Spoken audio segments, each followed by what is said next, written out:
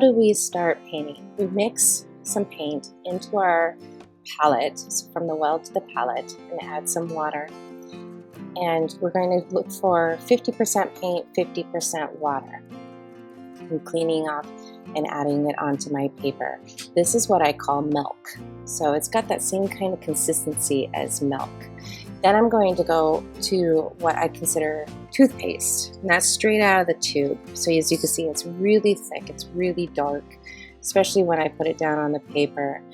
It almost looks black, it's so thick. We do not use straight out of the tube, okay? Then we're going to go one step up between the tube and the 50-50, and I call this one yogurt, and that's the kind of texture that you're going to get by mixing a little bit of water in with the paint that's straight out of the tube. And it'll be thicker than the 50-50, but a bit more transparent than straight out of the tube. There are certain cases where yogurt would come in handy for final detail. So let's recap. So we've got toothpaste, yogurt, and milk.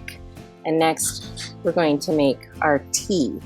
Tea is a lot of water. As you can see, my brush is holding a lot of water, and I'm adding it to what I already have put on my palette.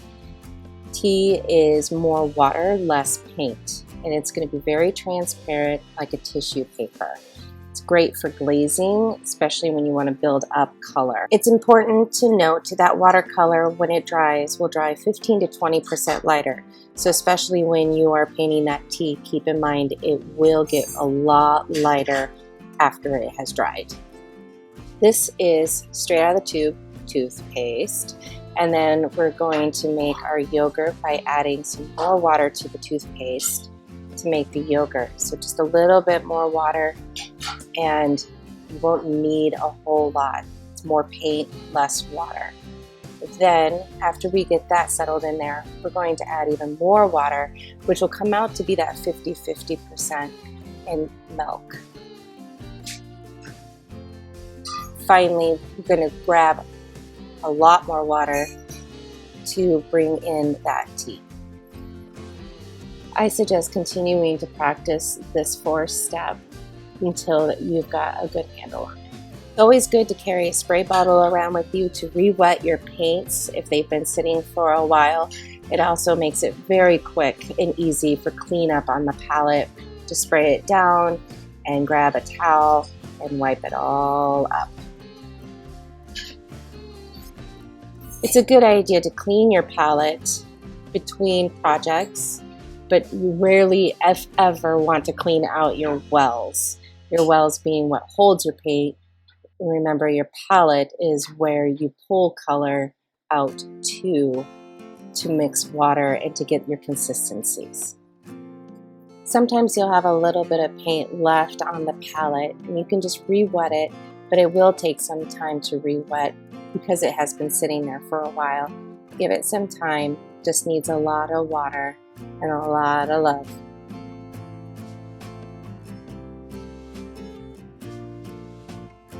For this project, I'm using Antwerp Blue, and now I am pulling out some quinacridone rose, or what I call Quin Rose for short, because it's such a long name. And I'm going to pull some water, lay it on my paper. This is clean water. I've cleaned out my brush, putting the color in one water vessel and then grabbing clean water out of the other vessel so I don't have any pink on my paper. Get it nice and wet. And then I'm going to charge my brush with the blue and just very gently put it on the paper. I'm barely touching the paper, and let the paint do what it wants to do. I'm not going to put a whole bunch of brush strokes in, just going to drop it in. Same thing with the rose. Charge my brush with the rose, and I'm just going to drop it in. You want to give it some space and a little bit of time to move on its own. Using clean water, I'm adding what we call water drops. These force the pigment to move and make what we also call blooms. Lift up your block and move it around, and this will help push the pigment into itself also push the water around, and you can see how it blends, and it'll make some interesting textures and feathers. If you notice something on your paper that's like a hair, leave it, don't touch it. Once it's dry, you can rub it off. Now that the paint has also sat for a while, if I add a few more water drops, you can see that they're smaller, more contained. And that's because the paint has already started going into the paper and starting to dry. It's not nearly as wet. More water, the bigger the blooms.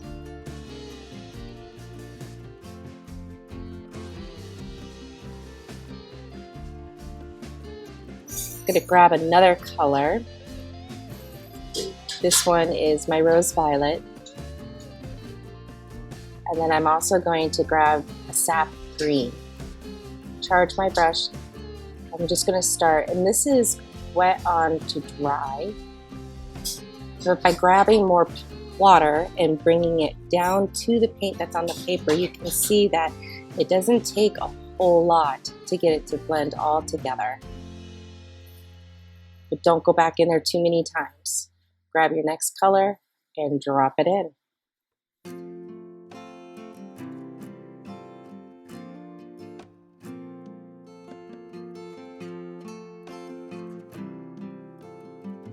Use this exercise to explore and play, watching what happens, taking mental notes of what the paint and the water are doing together, what do the colors that you're choosing mix into, and discover what you really like. It will tell you whether the colors will make mud or if they'll be a good blend for something later on.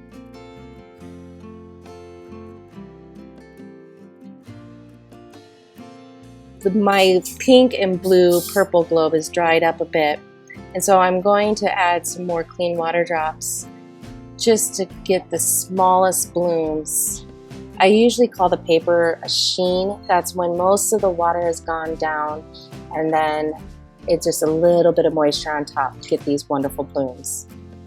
I then grab my brush and I'm soaking up the paint puddles that are on my paper and redistributing that paint.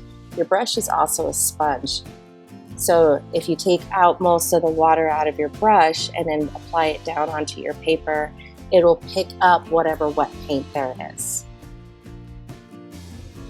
It's kind of fun.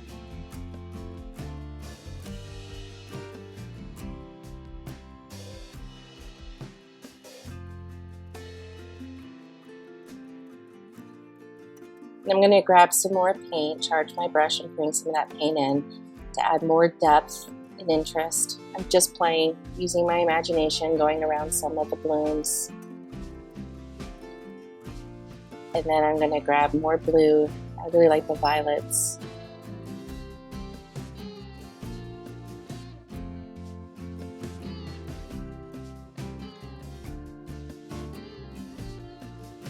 Another fun trick is getting some clean water in your brush and starting to draw on top of the wet paint. This only works on wet paint, but it will push the pigment away from wherever that water is going down at.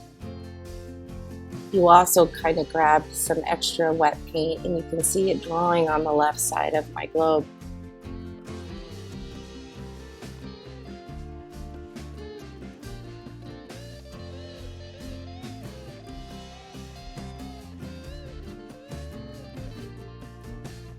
Remember, if you get puddles of paint just sitting there, lift it up and move them around and explore it, and then let it sit for a bit longer.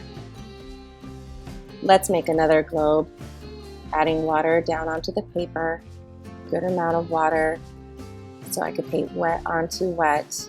And then I'm going to grab some more of that sap green, make it more of a 50-50 or even yogurt, and putting it down.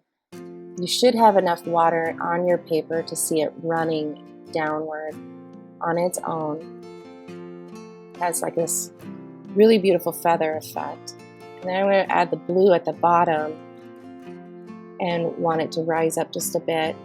But I still have this big open space right there.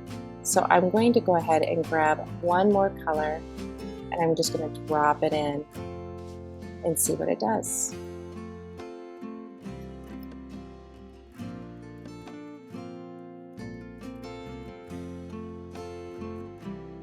Now you can see that there's still some puddles and moving around, so I'm drying my brush off and I'm using it as a sponge. I'm just picking up those puddles. I'm a bit impatient sometimes. I highly encourage to constantly play with water drops. You really get to understand how the paint moves and reacts to water when you play with the water drops. Big ones, middle-sized ones, tiny ones when you do more of a splatter.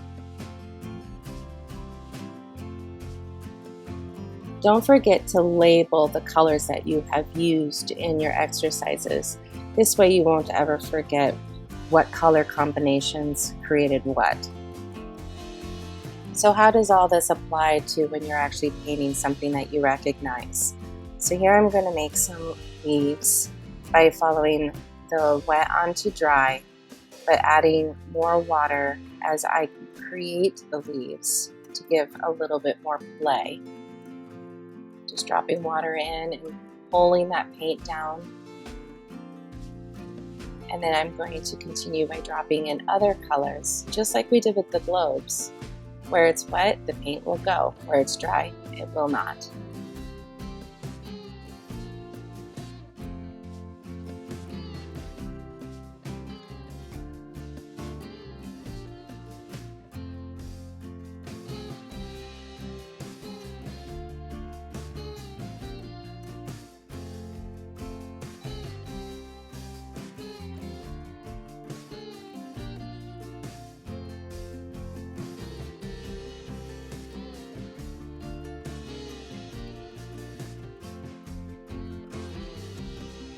You can also take your brush and pull from the wet paint that's on the paper and just pull that color straight out, because then it'll be wet, and then go and grab more color and drop it in, and you'll continue that wet onto wet effect.